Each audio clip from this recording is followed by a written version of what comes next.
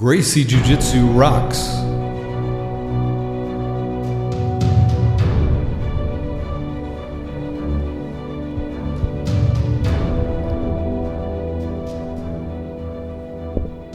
Welcome to the Gracie Jiu Jitsu Rocks podcast, a podcast dedicated to Gracie Jiu Jitsu and all things Gracie, including self-defense, competition, anti-bullying, women's self-defense and empowerment, nutrition, and most especially, the people involved in Gracie Jiu Jitsu.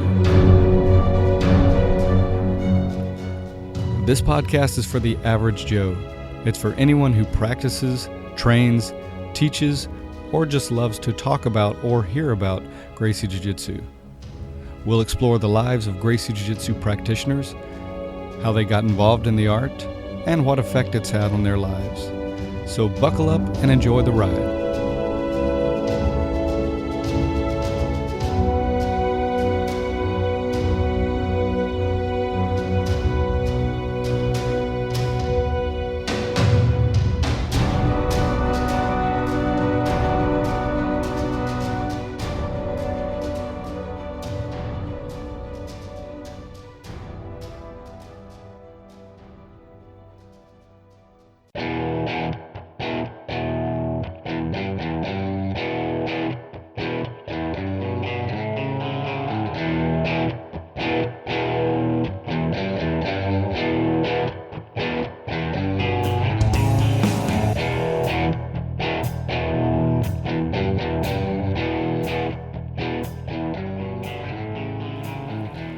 Welcome to episode 41 of the Gracie Jiu Jitsu Rocks podcast. As always, I'm your host, Marty Josie, and thanks for listening. I hope everybody's having a great year. Currently, it is between Thanksgiving and Christmas, so an exciting time of year for sure. So hope everybody is enjoying the season. Have a great show today. My guest will be Phil Migliarese, and more on that in just a moment. Also have a guest who will be doing the Make a Difference, Make an Impact segment, and that will be Richard Bresler. And more on that after the interview. Let's start with a jiu-jitsu quote. And that is, always assume that your opponent is going to be bigger, stronger, and faster than you, so that you learn to rely on technique, timing, and leverage rather than brute strength. And that, of course, is from the legendary Grandmaster Elio Gracie. Great quote. Okay, on to the interview. My guest, Phil Migliarese, is a 5th degree black belt under Hilson Gracie. He has over 20 years experience in jiu-jitsu and mixed martial arts. He's a Gracie World and National Champion. And he and his brother co-own and teach at Balance Studios in Philadelphia, Pennsylvania. He's also a master-level yoga instructor and the creator of Yoga for Fighters DVD that's been extremely popular. He also founded the Jiu Jitsu Matrix, a video newsletter and online learning community. And Phil's been around for a long time. He's a wealth of knowledge and experience. He spent a great deal of time in the 90s out at the Gracie Academy, and just a very interesting person. I know you're going to enjoy this interview, so let's go ahead and talk to Phil now.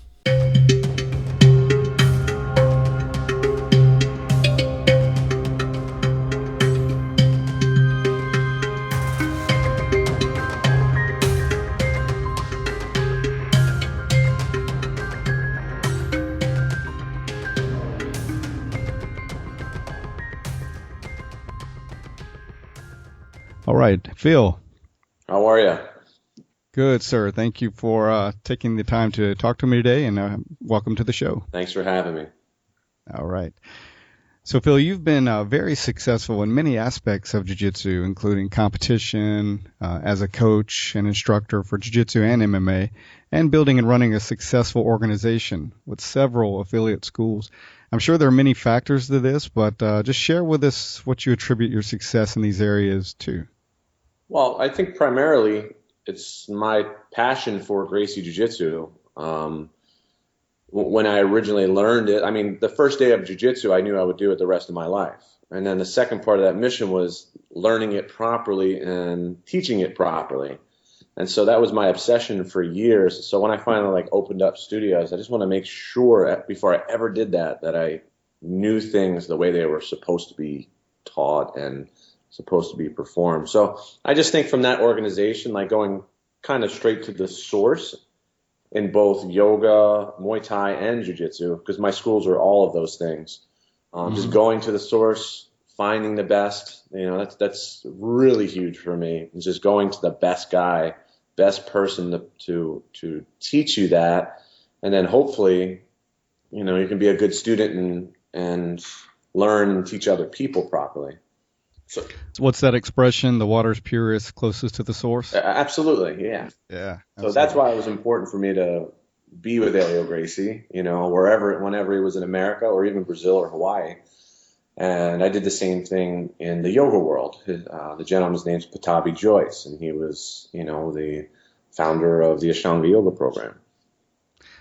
So let's back up for a minute and talk about how it all started for you. Were you involved in other arts before jiu-jitsu, and just how'd you get introduced to jiu-jitsu, and tell us about that journey and what that's been like for you? Yeah. Well, I come from generations of boxers here in Philly, starting with my great-grandfather, grandfather, father, and my brother is one outstanding boxer still. So we, kind of came from a fighting family. But the day that I found out that you can like duck a punch, take someone down and choke them without any effort, that's where my mind shifted. So I was introduced to jiu-jitsu. Well, I had already known a little bit of jiu-jitsu when I was a little kid. I started karate when I was about 8. And, I only did a little bit of karate. Always liked the self-defense aspect, but, there was something in me that wanted to grapple, throw, punch, all of that stuff combined. And maybe when I was about 10, really, really good family friend, Steve Maxwell, who's, an outstanding fitness coach and black belt in jiu-jitsu. He was over our house, and we were actually babysitting Zach Maxwell, world champion Zach Maxwell. Oh, wow. Yeah.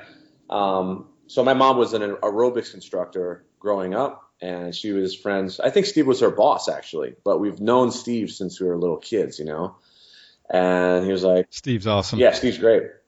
And he said, hey, we got these guys called Gracie. They're coming in. And he told me the story. And I already kind of heard about it, Like, I think they were already in Black Belt Magazine, which I was looking at.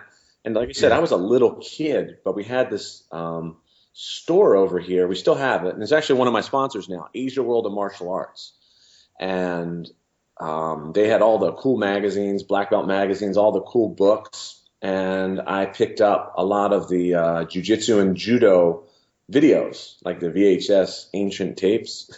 Oh, yeah. So, like, going in there, I already knew what an armbar was. I already knew what a choke was. I just didn't know how to do them right, Like, I understood the concept of grappling. But, like, I identified jiu-jitsu as an operating system. Grappling is grappling. You don't need any education to grapple. Like, you put two men together and you say, go at it, and they're going to grapple without even right. But jiu-jitsu is that operating system that you input to make, to look for the easiest ways to do things. So that's just how I translate it. And so I knew how to grapple and fight. I already knew how to throw a punch, kick, all of that stuff. But I didn't know how to use jiu-jitsu, look for the easy way. So that's what Steve introduced. But early on, Steve was a blue belt. So we didn't have black belt instruction outside of the Gracies visiting Philadelphia. So that was my introduction. It was Steve just saying, hey, man, check this thing out. And I went in there, checked it out, and I had this thought, and I say this in every interview, but I remember being on the mat, and probably not in the best place on the mat, maybe in a headlock or on the bottom, but I remember having this thought, like, I am never, ever going to stop this the rest of my life. And I was like a little kid. I was very conscious as a little kid, too. I was like, I was already involved in yoga since I was about 8 years old. But I was always, that's amazing. Yeah, it's weird, right? Like I see the kids now. I have one kid like that in my jiu-jitsu class. He's very cerebral, and he talks about these like deep things. I'm like, man, I was, that's the way I was when I was little. That's really cool, man, because that's so rare. It is rare, I think. I thought it was normal. So, but So that was my intro, and then it was just an explosion from there. So any reference to jiu-jitsu, book, video at the time, no internet, of course. And person, that's any Gracie that came in town. It was so important to me to take the most impeccable notes because I felt like at that point, like nobody knew jiu-jitsu. I had to explain who the heck these Gracie guys were, what they did, and how they were different than any other martial art. And you got to remember, I was around mostly boxing world. They're like, you can't take me down. Like that's their mindset, Right. and it's legitimate. I think boxers move the best. So they can resist the grappling, but if they ever use the boxing against you, that's where it opens up that opportunity for clinch. And so, in my mindset, true jiu-jitsu is defensive jiu-jitsu, and it only works backwards, meaning it only works when you retreat. Forcing the clinch can get you hurt. You try to grab somebody like Ronda Rousey. Yeah. She was forcing the clinch. And it's so true. I'm no one to critique a world-class fighter like that, but certain things I do know. She's amazing. Holly's amazing, but, she got hit, and that's what you don't want to take the full force of a strike. And the way you can take a double strike is running into a strike. So I realized young, and, the first thing I would do with Holly, even if I had a fighter, is back the heck up, and I would keep backing up. But it was, much respect to both of them. They're elite athletes and amazing. And Ronda's been an absolutely awesome champion. But I do agree with you. She found herself really chasing Holly and unfortunately paid for it. Yeah, it's a game of emotions. So what I think happened, and I've had it before, where you retreat to your original art. So you can get hit, and then you start retreating to what you really know deep down in your heart. You could be a grappler at heart or a striker at heart, and you start to go back to that. And I think she maybe got hit and started retreating back to that mindset where I can definitely kick this person's butt with my grappling. So she was trying to force that, where it wasn't the game. She was playing a different game. So, like I said, it's not my critique. What happened, but there's certain elements of the fights that I do know. And that was one where I saw it got to be troublesome for her. Certainly. And just to your point that when you start running into that and chasing the people, you need to be defensive in the jiu-jitsu. So back to your point with that and continue that journey if you would, sir. So I learned, at Steve's place. Steve got involved and had the affiliate under all of the Gracies. And then at some point, while we were, it was in the 90s. I forget exactly what year. And we'll talk about my car accident and why I can't remember things. Right. I have a time warp messed up in my head. But we got the call, and I was a teenager. So just to around that time, I was 17 years old, hit by a car. We'll talk about that a little bit, like I said, a little bit later. But I made big decisions then. I was hurt. I was laid up for a year. I had a lot of time to think. And I just asked myself, like, what do I want to do? And, I imagine myself as like an old man. I'm looking back on myself, and I didn't want to regret things. So I said I can go to college like everyone else, or I can still go to college for 3 months and then go out to the Gracie Academy and learn, come back here, go back and forth, that sort of journey. So it began like that. I would go back and forth from Hilson's place. At the time, Hoist Gracie was at Gracie Academy in Torrance and they also offered a teacher training. And so I would go back and forth to all these places. Brazil, I think when I was 19, so I went there. Gracie Academy, plus Salo's place. And so I made this travel through my teenage and early 20s. All I did was I went to Drexel University, and they have trimesters, so it was only 3 months of school. And then I took off and went 3 months somewhere, and I came back, and I just kept on doing it. So I was in school for like 10 years. But I knew that, schooling, it was just I wanted the education of college, but I never really, my major was in quality Gracie Jiu-Jitsu that no one could ever question, lineage or anything like that. And I got the seal of approval from my schools, from Elio Gracie, Hilson Gracie, and Hoist Gracie, just saying, which was important to me. Like, we trust Phil with the high quality in Gracie Jiu Jitsu. So you'll see it all over my website. So Nice. that right there, that was like one major over my black belt. Just hearing it from those three, that's like a super grand black belt to me. I don't really care about the belts, but that was important. So I know That's awesome. I'm teaching the right thing, that people trust me in that regard. And so that's like my college degree right there. Just having those three gentlemen. Absolutely. Just saying, giving this guy thumbs up. And also my brother. My brother's one of the most amazing instructors you'll ever, I'm so proud of him and I admire and take his class. So that's what's really cool. Awesome. Younger brother that you learn from. So yeah, so Gracie. How great to have a brother that you can share that journey with, and mutual respect and admiration and mutual learning. But also how great is it at such a young age, you just went for it and went everywhere you could to learn from the best and all over the world. That's incredible. Yeah, and now as I talk to people about it, it's so uncommon to deviate from the prescribed sort of like American lifestyle, Now these days with the internet and more possibilities, it's not so uncommon. At that time it was, because, the idea is like graduate high school, go to college, get your job, sit down all day, like that sort of thing. And even before my car accident, like the car accident I was in, I broke my hips. If I sit all day, I will be disabled, even now.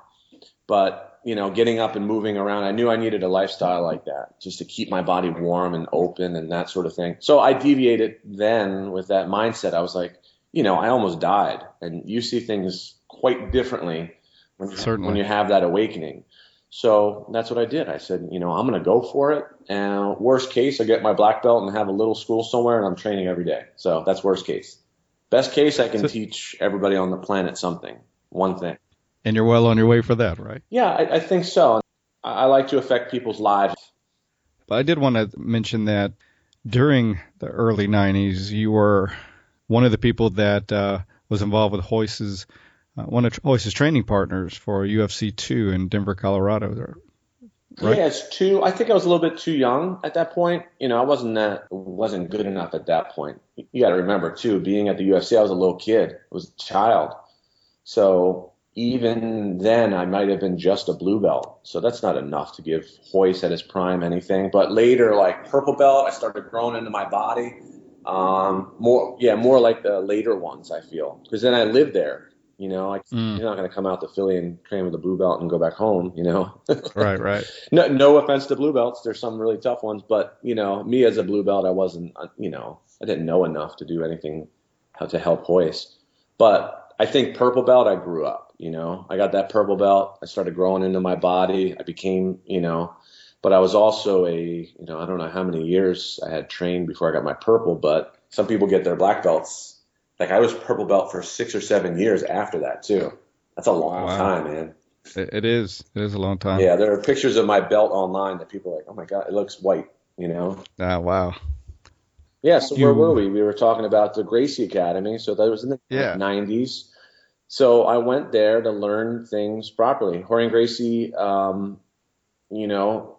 has preserved his father's way of teaching. Elio Gracie's English wasn't all there. So I made an attempt in learning Portuguese as well as I could to communicate. And many of the other guys in that group did the same thing. And, so Rorion had it translated and broken down so perfectly the whole system, which you can see on his tapes. And if you've ever had a class with him, he's meticulous with the way it's taught. So one thing that he always said, which I loved, and I use it today when I teach the teacher trainings, is that every move in Gracie Jiu-Jitsu has a bag of tricks to teach it. So like a bump and roll from the mount, for example, you could teach just the move, and then there are all these tricks to help your students learn it about 100 times faster that they would never know that they're learning. So that's that invisible stuff is what I went out there for. And so nice. I actually literally have every technique that you could possibly imagine in Gracie Jiu-Jitsu, and I have a little box next to it, the teaching tips. Do this, do that, do that. There are always like 4 or 5 little teaching tips on the side. And then these days I actually added a little bit more, because if you teach a lot and you're always getting your arm cranked back, you can affect your ability as an instructor, hurt your shoulder with, Certainly. overuse. So I actually have the stretches and the exercises that you use to counteract, to wear and tear on your body of, because you're getting armbarred every day. Yeah, that's super important. Yeah. For sure. So I went there, and I came back to Philadelphia, I think in 2000, and I worked with Steve a little bit more. There was a little break in the whole thing. I think, Steve had a break and he wanted to travel, and I think some, just a whole bunch of things happened at the school there. So I ended up leaving, opened up my own school, and I continued the Gracie affiliation in Philadelphia. And my studio is called Balance Studios, and that's like 13 years ago. And then from there, I had one school in Center City, Philadelphia. And then I had so many, I've been teaching for like 30 years almost. Almost 30 years now. No, wait, I'm lying to you. Training almost 30, yeah, but I started teaching like one or 2 years into it. So I was that blue belt teaching white belts, basically. Right. So a long time. So we had the time teaching, and my point behind telling you this is that we had long time students with like 10, 12 years of jiu-jitsu when we first opened up our studio. So quickly thereafter, within 2 or 3 years, we graduated black belts from Balance Studios. And all my black belts go through Hilson Gracie's approval still today. So all the guys are, they get our thumbs up and they get Hilson's, and they also have to get thumbs up from all the senior black belts now. Now we have black belts that are second, third degree black belts. And so I always reach out to them for their approval and their input to graduate our black belts. So that's the other thing I want to do. If someone gets a black belt from Balance, I want it to be high level, As Joe Rogan says, legit black belt. I always think about what is a legit black belt. Yeah. But so what is a legit black belt? I think a balanced black belt that realizes the realities of a true fight. So someone that can actually strike if they needed to, they do jiu-jitsu self-defense. That's where we test. We test them on the Gracie self-defense system. And a lot of the Gracie self-defense techniques end with strikes. So why not have the most efficient strike in the end of that end or middle of the, reality self-defense? So that's what we teach. So Rick and I, my brother, we've been digging into the standard Gracie self-defense system, but digging into the transitions in between. It's a really kind of fascinating little piece that I don't think anybody's really touched on. So it's like if you get attacked from behind and you start defending, and the self-defense techniques only work with realistic aggression. So if the guy's no longer choking me hard, he feels like he's going to get flipped over my head, and he changes, then you need to change. Do you understand what I'm saying? Absolutely. So we're going from he starts out with the choke from behind, but kind of lets it go, and I turn around. Now we're dealing with a bear hug situation. So we've been doing a lot of stuff like that, and we're going to publicize that once our headquarters here in Philly is completed, because we have dedicated space for those techniques, which we'll be, putting up on our member site.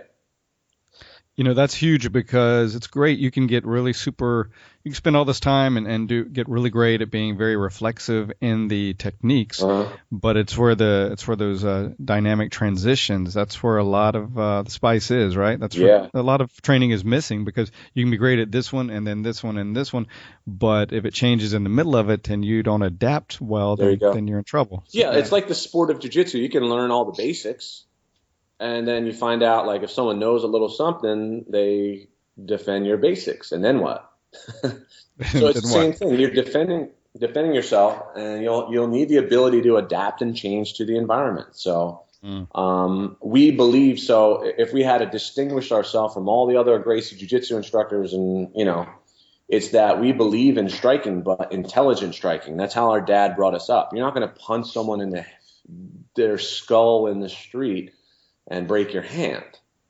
Like my dad, he actually did open palm strikes, which were, my dad's hands were gigantic too. So he showed us how to push hands. So we actually pulled in a little bit of my dad's techniques into the self-defense system. So if you're going to strike efficiently, And if you're going to do a jiu-jitsu move against someone, do it efficiently and choose the intelligent ones over the ones that require too much. Like any good boxer is like a weapon because they wrap their hands, put their gloves on, put their mouthpiece on, their cup, all that sort of stuff. That makes you like fairly superhuman because, you know, if you get kicked in the groin, you can just laugh for a second, you know, not really, you know, I always say the best way to defeat every MMA guy in the world, and these are some of my friends, and we all joke. I said the best way to defeat any MMA fighter is to eye poke him and then kick him in the groin. You win. But it's legit. If an eye poke and a groin shot can slow down these top fighters, just imagine what it could do to the average guy, you know? Absolutely. So in a real fight, there are no rules. All is good, you know? Like you can poke someone in the eye, you can hit someone in the groin just to get up and get away to preserve yourself. So these are realistic things that we have to focus on. So, you know, there is proper application to punches as there is to a bear hug self-defense. So this is the stuff we're going to be digging into and how they relate to Gracie Jiu-Jitsu. And one fact that people don't really realize, Elio Gracie had one heck of a right hand.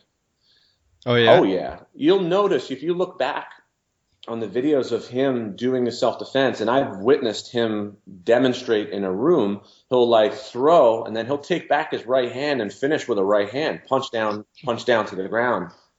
And so a lot of the self-defense had a follow-up strike, right hand on the face, the grape stomper, that's just stomping on the head. That's one of the most dangerous if you deliver that on concrete. That's, so all these strikes and techniques should come with a disclaimer. And that's the one quality of jiu-jitsu that I like. You can be more humane in a real deal fight, but to really defend yourself in a very dangerous situation, it's like having a firearm. Like you need to understand the levels of control. And with striking arts, it's an all or nothing sport. You can't pull back your punch a little bit. You can't pull back your kick a little bit. They have to be all or nothing. True. To be effective. Well, jiu-jitsu doesn't have to be like that, but at the same time, you can't ignore the strikes. But the strikes can be the part that really puts someone out. So the blend of the authentic jiu-jitsu and the striking put together. Yeah, Elio Gracie punched my hand one time in Hawaii. I was teaching a beginner class for Hilson. So that was my job when I went out there. Hilson has always been the greatest instructor to me. I went out there. He literally like housed me, fed me, all this sort of stuff, which I never, ever in my whole life will forget. But I also did my work. So I taught the beginner classes out there. And after one of the beginner classes, we were talking about the strike. And then Elio Gracie pulled my hands up, and I didn't know why. And he delivered a right hand from hell, man. He knew how to chamber a right. I'm serious. That's awesome. A right hand. He might have been 80, 90. I don't know how old he was at the point, but man, I remember the slap on my hands. And so yeah, that's like a part that we can't forget. It's not just grappling art, and it's an art of self-defense, true self-defense, because like it really only works if the person's attacking. True jiu-jitsu self-defense only works in defense. So it's not something you can rush in and do. Yeah, that's a great point. And the more proficient people are at striking, and striking to set up other things. No one says you need to be, a striker that finishes all your fights or something like that, or altercations with striking. Although there's nothing wrong with that. But when you understand the mechanics of how to throw a good punch and things like that, and footwork, it helps you with the defense, obviously. Yeah, so understanding that is going to help you with your defense. In general, Gracie Jiu-Jitsu footwork is the same as boxing footwork in that let's say I slip a punch in boxing, I can return with a punch. If you slip in Jiu-Jitsu, you can get in there and grab the guy. So instead of returning the punch, you can get the guy, grip him. And that's what I got early on, that I understood boxing footwork from the beginning. And then I start learning the combat Jiu-Jitsu, meaning like fight's already established. Someone shoves you, it's on. And that's different than the self-defense situation where it could be face-to-face, still verbal, that sort of detail. Or a surprise attack from behind or from the front. So you have to just, but if your hands are up and it's already on, then they're different, it's a different scenario. So I think striking is good, but, like it's already been proven. If striking is the only thing a guy with 6 months jiu-jitsu is going to flatten you out and choke you out. I mean, seriously, unless... Well said. Well, yeah. But if you have both, if you have the intelligence of jiu-jitsu, but put it this way, this is what I think. Learn the stuff that makes you a hard target. Where if someone had to like go through a room of people and pick, and they're a bully and they had to pick the people that they wanted to bully, you want to be the last one because you want to be the hardest one, even if you're the smallest one.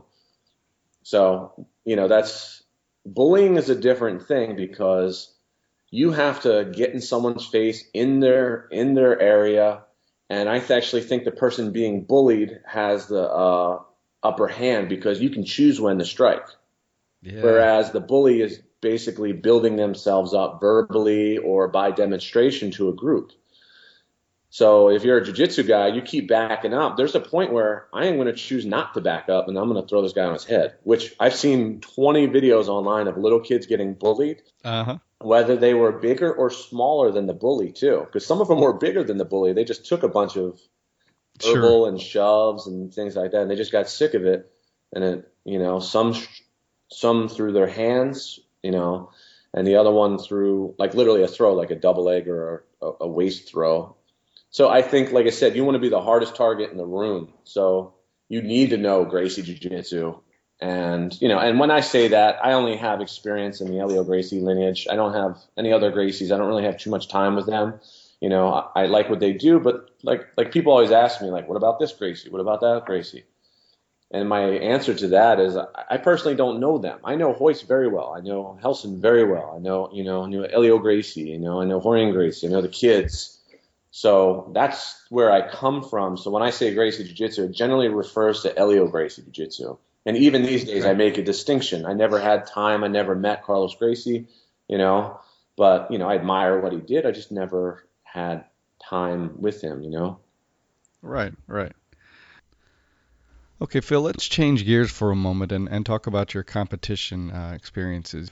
You've been very successful in your competitions, and some of your more notable competitions include the Gracie Worlds. You fought Renato Babalu Sobral. Yeah. Tell us a little bit about your competitive experience. Well, I'm going to be upfront about it. I haven't had as many competitions as my brother. Like I admire what he did. He was literally fighting twice a month. He went out there and beat everybody. My competition has been limited based off of my injury at 17 years old. So I always liked the competition where I could kind of take my time and not, like I had herniations to my lower spine, and if I ever got slammed, I'd probably not be walking or competing, So I always picked mine very, based off of like me actually wanting to compete. Like you have to have it in your heart to go out there and to get it done. If you have one doubt, like, I don't really want to do this, but I'll do it because I'm getting pushed, I don't really like that mindset. So, I've had a handful, not the most in the world, but not the least. And, the Babalu fight, that was fun. The backstory of that is that I watched him the year before. I mean, did he win the Abu Dhabi? I think he either came first or second in a tight match to Ricardo Arona, who's also an amazing fighter. Absolutely. But I watched all his videos, and I had 2 weeks before that, I blew my knee out. And my game plan was actually to do stand-up with him and try to take him down. But I couldn't do that. I blew my knee out, which ended up being, right after that, I had knee surgery, maybe oh man. Yeah, I know. The car accident, my knee was the least of my worries. A broken hip and spine and ribs and all this other stuff. Head injuries, they were major. And then they didn't know there was a little bone floating around my knee. I competed for 10, 11 years with a bone floating around in my knee. That's crazy, man. Yeah, I know. So Babalu. So I visualized I can't do it with takedowns and from the top. I couldn't even put my knee on the ground properly. I was like, I got to jump guard and try something with this guy. And so I watched all of his videos, like him from the guard. And I noticed he left his arms out. He would hit people in the face and kind of push them, put the elbows on them. I was like, he leaves his arms out. And I was like, that's kind of my only chance. So I was like, I knew my guard was good enough to contain him, even though, like I said, that dude's world class and strong as can be, man. He was one of the most powerful guys I ever felt. So I was like, I went with a strategy and like kind of annoy him or irritate him with my guard, so he does some other stuff and leave his arm out, and that's what happened. And we went a couple minutes from my guard, and I don't know, he didn't pass at all, and then he left that arm there, and that was my arm bar, going underneath people like that. And my concept with arm bar, especially from bottom, once you lock up an arm bar, don't let the guy connect his hands. That comes from Hilson. Like, you get the arm bar, you're already lifting your hips to make him submit. You're not spinning, allowing him to close his hands and then trying to flip him. You understand the distinction? Yeah. I do. My brother's the champ of that. If you ever watch his highlight reel, once that leg goes over your face, his hips are already up on your arm. Like, not in a mean way, but in a way just to finish this thing. And then it's done. It's done, yeah. The guy taps because it gets overwhelming. Because first you react, oh no, I'm in this position, and then oh no, my arm's gonna fly off. So, right on. Yeah, that was a fun one. Definitely a fun competition. So you mentioned Hilson, Grandmaster Hilson Gracie. What an extraordinary human being, and you've had a relationship with him for many years now. So Day one. Tell us a little bit more about that journey with him, that a relationship you share, and getting your 6th degree with him. Yeah. Well, I do not have it yet. I am currently studying for it, and he's very, very strict. Okay. And it's test-based. So I am 5th degree now. And okay. Whenever he says and whenever we are ready, we are ready. And it's always, it's such a cool process with him because I can pretty much demonstrate 99.9% right. But he'll point out that other detail that. Oh, wow. Meticulous. Yeah, meticulous. Yeah, probably the most meticulous I've ever experienced, out of all the people I've ever rolled with. And he, he could see things that I can't, of course, and I still just love that, that student-teacher relationship. And I was going to tell you about the first day I met Hilson. Yes. And the way he was described to me, I met every Gracie besides Hilson up to that point. Hickson, Hoyler, Hoyce, all of them. Never met Hilson. And they were describing him as like, my one friend was like, you'll love this guy. I call him the guy, but you'll love Hilson because he's kind of like the street one, the guy that fought in the street. And my brother and I grew up in the street, and we kind of like never backed down to bullies, so we got into fights all the time. Everyone gets bullied, but very few people are like, okay, whatever. If I'm 8 and the kid's 11, that's a big difference. So you would expect an 8-year-old to back down to an 11-year-old, but I think we were a little crazy. So we never backed down. So, we got that sort of identity of never backing down. So my friend said you would love Hilson. He's very street oriented and, does that sort of Gracie Jiu-Jitsu. And we talked about the challenge matches. And so I could probably say that was my second most, I have one experience in my life that was the most nervous, and maybe we can talk about that later. In my jiu-jitsu career, where I was the most nervous, this was the second most nervous. And the first one was with Elio Gracie, and we'll talk about that later. But with Hilson, they said, because I was a little kid, I didn't have any money for privates with Hilson Gracie, and I just wanted to meet him. And so he's like, hey, he came up to me in 3 seconds. I got up, he was teaching a private, and he shook my hand, pleasure to meet you. And he was the nicest guy in the world. And I love that because my whole family, I have a family of gentlemen, my dad was a gentleman, shaking your hand, acknowledging everybody. That's a big deal in my family. And so I experienced that in my martial art, and that was just incredible. And we still do that. We do not bow in. You occasionally hear me refer to Hilson as Hilson and not Grandmaster Hilson Gracie because, there still is the formal and informal about Gracie Jiu-Jitsu, which I appreciate. And, so Hilson came up to me and was like, pleasure to meet you, buddy. Good. He was like, you know what? You sit down on the side there and you watch. And I was like, oh, okay. And I watched him teach a private. And then I got up and he came over. He's like, you're still here? He was like, I'm going to do another one in a second. He taught another private. Because at that time, no one really knew who Hilson Gracie was, Hoyce Gracie, anybody, nobody. And so it was Steve Maxwell that gathered all these people up for Hilson for private lessons, just some lawyers from around, doctors, people that can afford it, and that would actually take that shot of working with, this martial artist, Hilson. Right. And, And yeah, so I got a chance to sit in, and then they called me a mat rat. I never heard that before. He's like, yeah, we call this mat rat. That's great. So listen, every mat rat that I've ever known, pretty much every single one, the guys sweeping the mats that will do anything to train, generally get their black belts. I've seen this. So I would have done anything for jiu-jitsu. I would have cleaned anything. I would have taught anyone.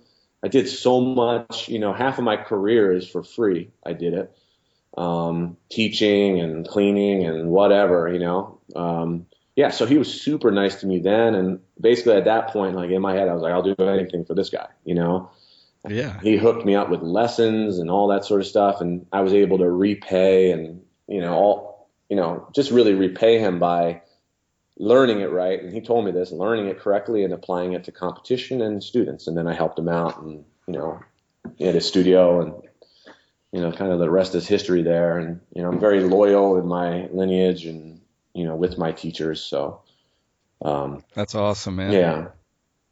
So yeah, what incredible opportunity. And then to be able to pay it forward as well. So yeah, it's a huge way of honoring him. Yeah. And I just really look back now and interviews like this are helpful to me because I do look back on moments and that's huge to a little kid. He just treated me like an adult and a normal person instead of walking up to a guy, bowing in and him being like someone that you could never talk to. Right. Hilson was definitely the most approachable and nicest to me, Not that the other Gracies are not. It was just a different relationship.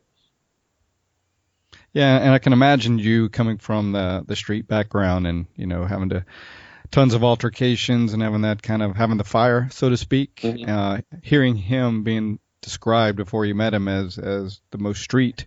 You probably already kind of liked him before you ever met him, I'm sure. Well, yeah. I mean, I already heard like he had, 100 street fights, won them all, like things right. like that, and challenge matches, and like 22 years undefeated in competition. Now, people criticize this. They're like, well, they're not the champions of today. But they were the champions of then, Exactly. And then if Relson was the same age, same thing, he would be 20 times better than the people today, I believe. So yeah. He's still like unbelievable on the mat. I got a chance to roll with him maybe like 3 trips ago, and I'm like, man, he still has it, He's 60-something years old, has it. That's great. Yeah, and that's the other reason. I like you might think someone that has street experience would be the meanest person and the most rotten personality in the world. Like, for some reason you think that. But, it was definitely not true. He was so nice. And the thing that Hilson preaches these days is do not abuse Gracie Jiu-Jitsu and get into street fights and push fights. He says it in pretty much every class. Do not misuse this martial art. And you use it simply in defense, and it only works backwards, meaning moving backwards. It's not good for a bully to know Jiu-Jitsu because it actually get you hurt.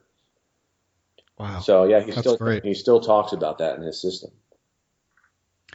Well, he's an amazing person, and so awesome that you've had that opportunity to, be with him for so many years. Yeah, incredible. It's cool. So tell us a little more about the accident you were in and at such a young age and the profound effect it had on your life, and then move into your yoga practice from that. Well, I always refer to it as, so my birthday is on January 11th, and my accident was on January 13th.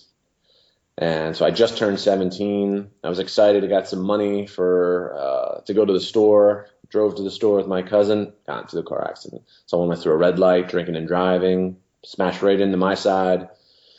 I was definitely majorly injured. Head injury, very bad, like frontal lobe sort of injury.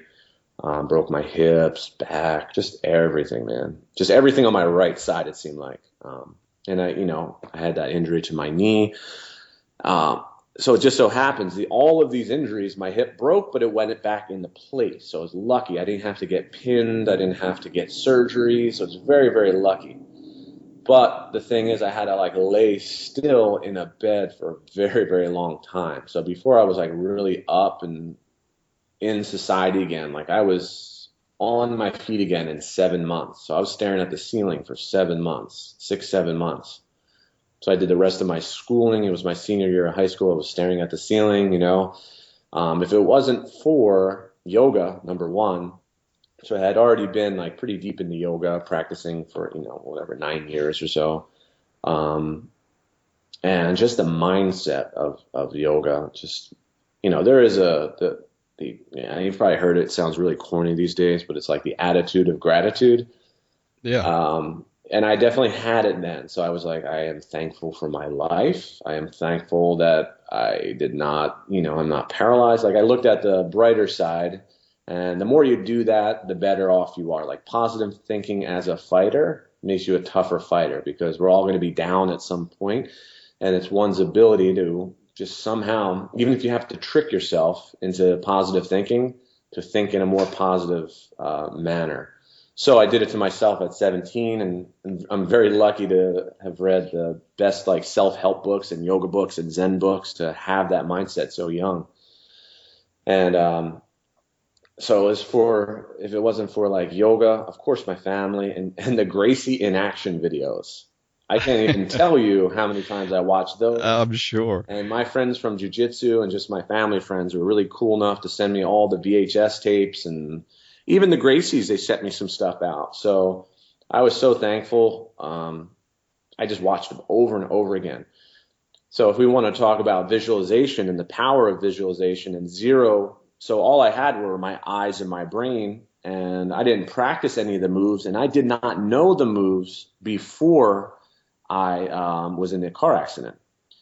Instantly, when I went back on the mats, let's say I had a year there, I got back on the mats, I was able to perform the moves that I visualized without ever having to, I didn't have the physical rehearsal of those techniques. So you can learn visually is what I'm saying. Or maybe I'm just a strong visual learner. Yeah. So, man, that's really powerful. Huge. A big believer in visualization and the profound impact it can have in any endeavors. Yeah, so also I had a mental shift there, like near-death experience is a real deal mindset shift. I dealt with mortality at 17 years old, and I don't think any 17-year-old should ever have to do that. And, there was a moment there that apparently, I guess, heart stopped or almost slipped out of life, some detail like that because of the brain injury. My head rattled around a car and, had some memory loss and things like that. And that was the worst part of the injury because, it does something different. Anybody with a head injury can tell you that, it's a major life changer. So I knew at that point I had to shift my life a little bit. I could no longer kind of live the way I was living or even take so many risks on the mat. When I was 16, I could pretty much do a flying armbar on anybody on the planet. I swear. When I was 17, after that car accident, I would sit down because if I ever landed on my spine in a mistake in an armbar, I would, definitely be permanently injured. So yeah, so my game started changing. And what's funny, I'll be 40 in January,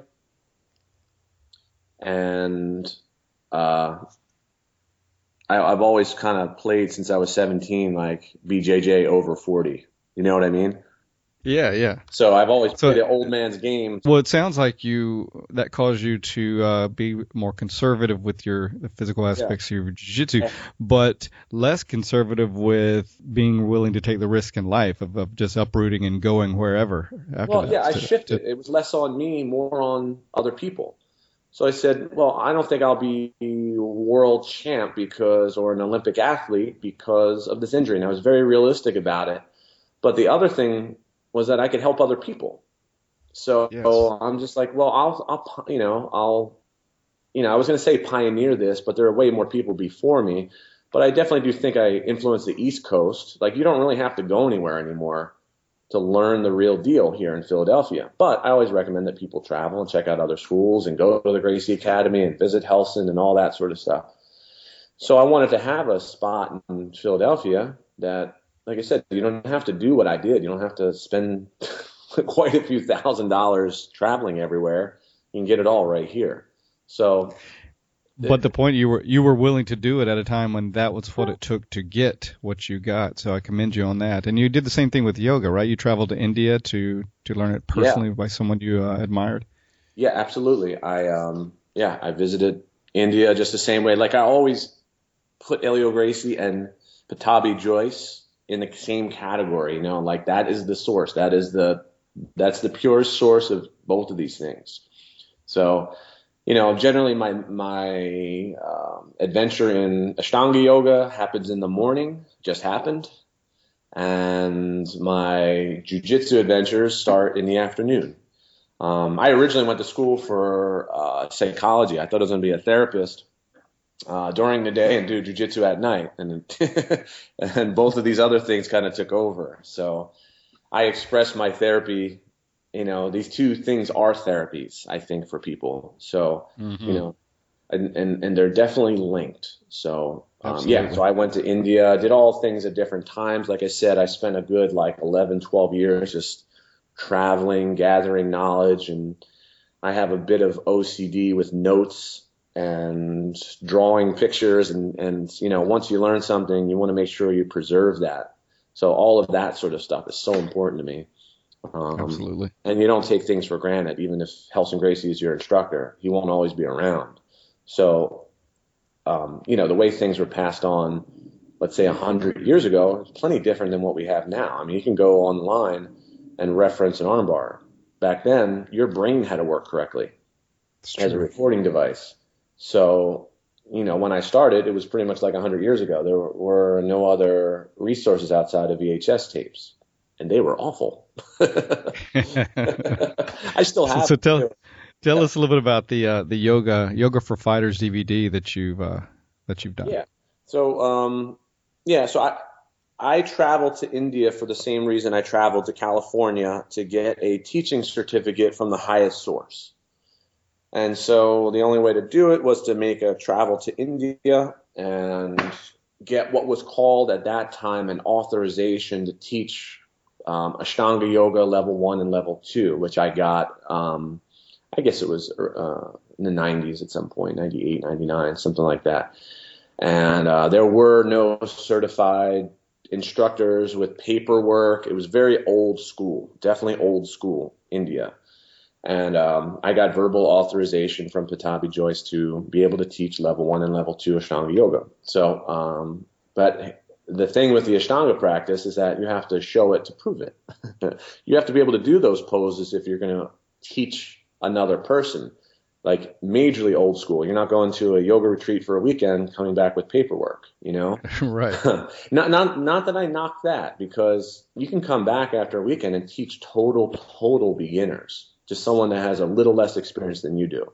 Sure. And that's how I started jiu-jitsu. I only had a little bit, 2 years more experience than the guys I was teaching, but I knew the beginner content in and out. So a blue belt can teach white belts, but it has to be curriculum based. You can't just show what you want. Absolutely. So the Ashtanga program is a set series of postures. So series 1, everything is in a particular order for a particular reason. And the same thing with level 2 through level 6. And so I just got, certified and authorized, let's say, in the most important parts. And it was around that time that people were using email more. And it's kind of funny we're talking about when people did not have email, and I feel really old for talking about it, but that was the deal. And sometimes when I describe myself in 3 categories. I'm a fan, and part of my career is in jiu-jitsu, yoga, and technology. So I'm I kind of break up my day in all those equal parts. I do yoga, teach, train jiu-jitsu, teach, and do advising and tech, and I read a lot about tech. So going to the time when I was in India, I started a newsletter to report back to my students in Philadelphia, which I call the Jiu Jitsu Matrix. And it was just a way to, I wanted to use this email technology to share with more people. Like I said, my mission kind of came off of myself at 17. And I always thought, I will improve my jiu-jitsu, I will get better, I will get my black belt. I had all those thoughts. But will I be able to do the super physical things that everyone else can do? No, I will not. Not in the jiu-jitsu realm. With yoga, I was able to slow things down. Everything's very aligned. So I figured out how to align my body and not hurt myself in practice, in that yoga practice. So I've never hurt myself with yoga. Because of the aspects of breathing and moving together and having your body warm when you do postures. So while I was in India, I would email people back like techniques. I also wrestled in India. It was really, really cool. Oh, how And cool. I was inspired to wrestle more when I came home. And I wrestled literally with the national champ who was about my body weight, and he was very cool to me. And I think at that point he could take me down anytime he wanted, but he was very, very cool to me. And I learned a lot about stand-up grappling and wrestling. So that kind of, inspired me for later years to do a lot more takedowns. But while I was in India, I was learning yoga, and I was just like developing, because I had a lot of time in India because I wasn't doing jiu-jitsu, obviously. And so I had half of my day open to analyze the postures. I'm like, man, that looks like knee in the belly. Man, that looks like how we hip scoot. This looks like this. Let's practice with these things. So one of my friends that was with me, Joji, I experimented on him. I just experimented on most of my jiu-jitsu and yoga clients. Nice. For this Yoga for Fighters DVD, and it came about from my my Jiu Jitsu Matrix newsletter. It ended up like I used the Jiu Jitsu Matrix obviously for Jiu Jitsu. I'd send back on an email list techniques. So I started out like verbal. I wrote them out, which is terrible. That you can't learn Jiu Jitsu in a verbal way. I can, at least, describing them. So the internet got so good I can send out pictures. So I did like breakdowns. And then I believe I was probably the first jiu-jitsu guy to upload a technique to the internet, because it was hard in the beginning. You had to upload, have it on a server, and then you had to pay this server because people would collapse the servers on one video. Wow. Yeah, it was crazy. But I was like, I want to do this. I want to share.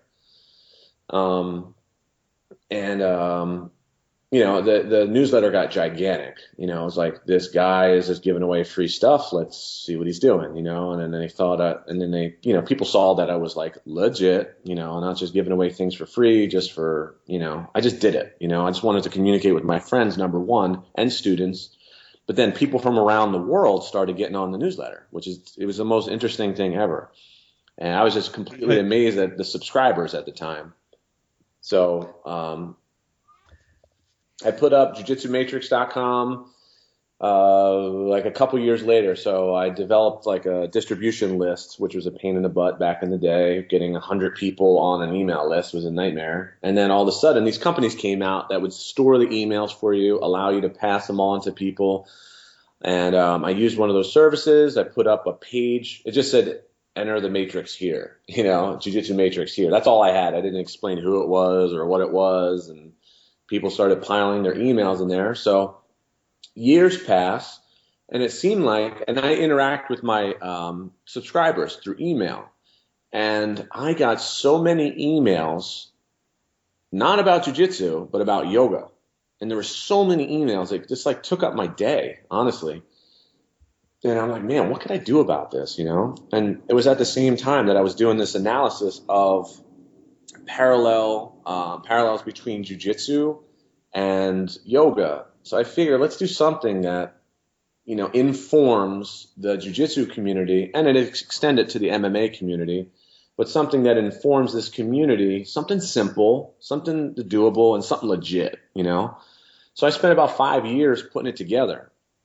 And it's a little bit, I think it's like 11 years I had it out, the first DVD. The first one was a download. It was just like the basic system of the Yoga for Fighters. And man, I had literally within a year like 25,000 downloads of that. Wow. Yeah, it's crazy. And then I put out the DVD. I forget what year that was, 05, 06, something like that. And we've sold more than like 50. I think it's like 50 something thousand now. So I work with a distributor, Asia World of Martial Arts. Like I said, was my sponsor. They're literally the only one that sells it now because they can handle that sort of volume. It was getting out of my hands. That's awesome. Put that thing together, and it was like, it got more response than anything I've ever done in my whole life. So anything in business. So it just really rocked. And we have more things coming out. As I was telling you before, I just bought our brand new headquarters here in Philadelphia, this giant space dedicated to, online education, Gracie self-defense, and then more parallels with yoga and martial arts. So once I get this up and going and we get our set ready, I'll be doing a lot more stuff with yoga for fighters. Right on. But it's just important. A lot of people ask me, like, when can we get a class? And Yoga for Fighters is not really an ongoing class. It's actually an 8 to 12 week course. And its major mission is to inspire you to do a home practice, not a class practice. It's to inspire you to do yoga practice anywhere. Roll it out on your, at your academy before class. Do it at home. Do it in the gym. And secondly, to inspire you and give you enough content to go into a real yoga.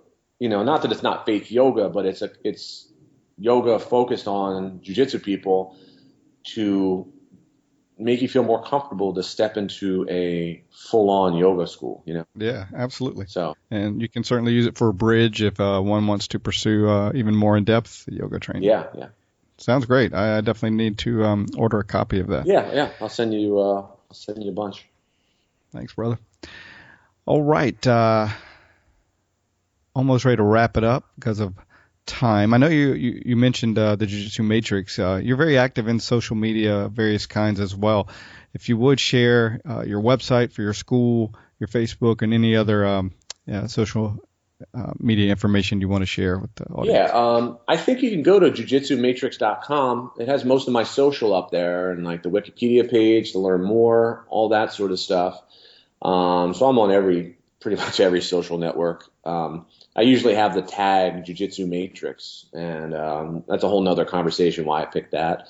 But like I said, I believe Jiu Jitsu is an operating system, and I think everyone can remember the Matrix and the little chip that got installed in someone's head, and all of a sudden they were right. Well, yeah, I kind of think that way, but it's just That's cool. But it's also my way in technology to connect to people, and I'm going to be doing a little bit more work with that particular site this year also. So the new facility here in Philadelphia, the headquarters of Balance Studios, is going to be another way to reach out and share a little bit better, but generally through technology now a little bit more.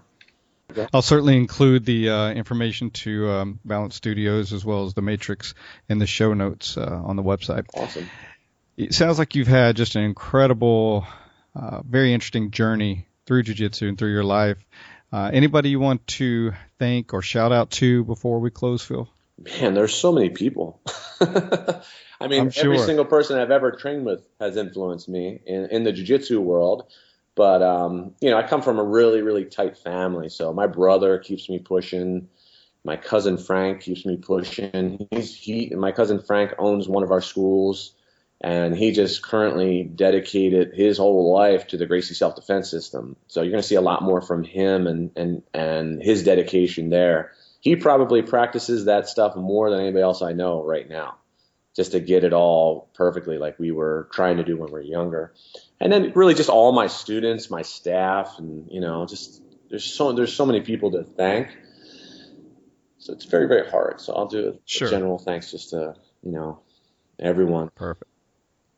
Before we close, how many schools do you have in your organization now? The Balance Studios brand, and that's the brand that includes Gracie Jiu-Jitsu, Muay Thai, and yoga. So we have 5 of those schools, and our affiliates at the end of the month will be 40 affiliates, international, and the affiliates will run our jiu-jitsu programs. And then we're slowly trickling in the Muay Thai program. And then I'm going to be doing this year my first Yoga for Fighters teacher training.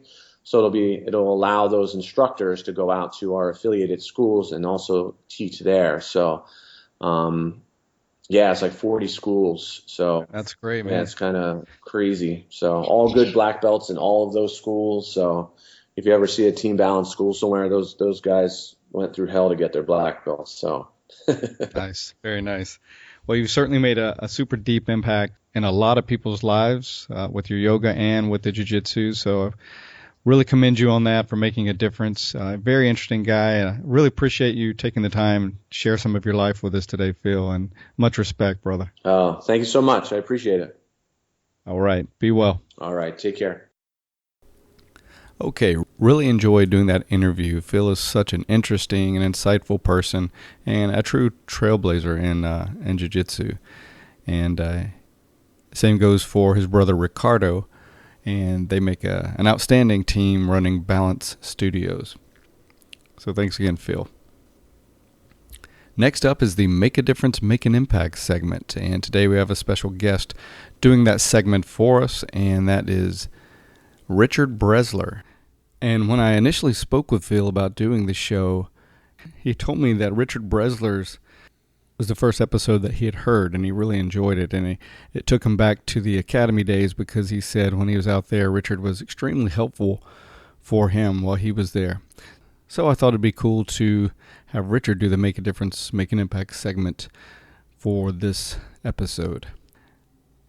You can check out Richard's full episode in episode 37 of the show. And here's Richard now.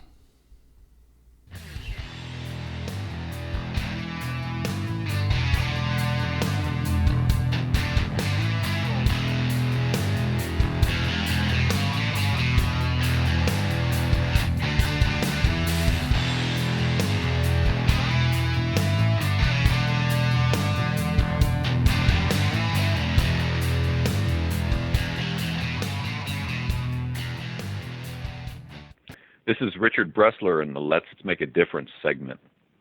And today I want to talk about the word should.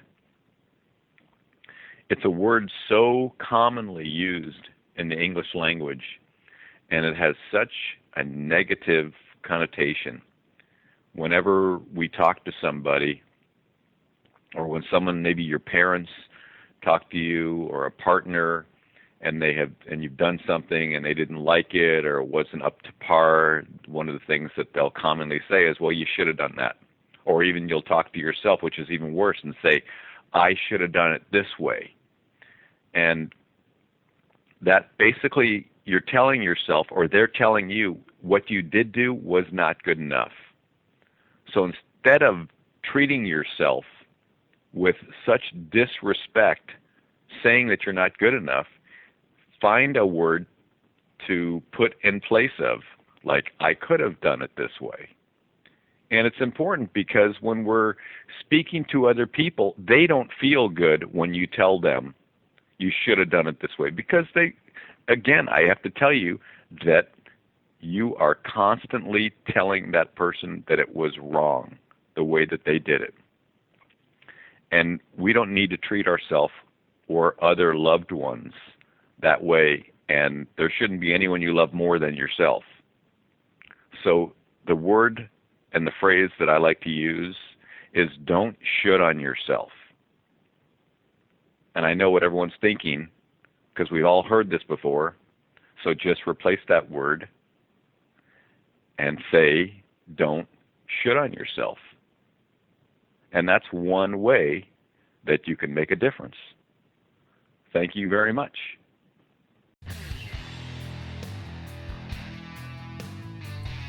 And that's going to do it for this episode of the show.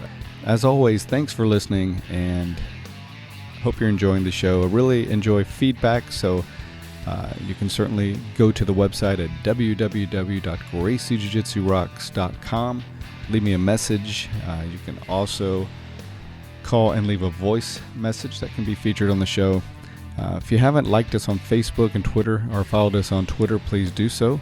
And head over to iTunes and rate the show and post a message there and post a rating there as well.